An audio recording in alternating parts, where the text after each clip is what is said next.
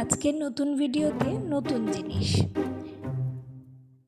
Yes or no অথবা right or cross মানে একটি অবজেক্টের ছবি দেওয়া রইল, সেই অবজেক্টটি দেখে বলতে হবে ওই ছবিটি সঠিক কিনা, কোশ্চেনের সাথে অ্যান্সারটা সঠিক হচ্ছে কিনা।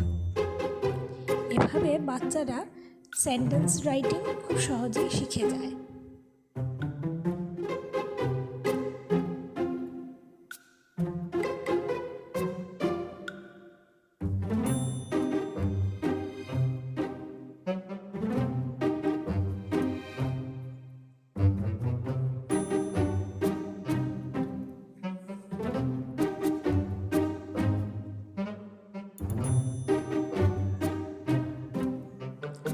ভিডিওটি যদি ভালো লাগে তাহলে লাইক এবং সাবস্ক্রাইব করবেন।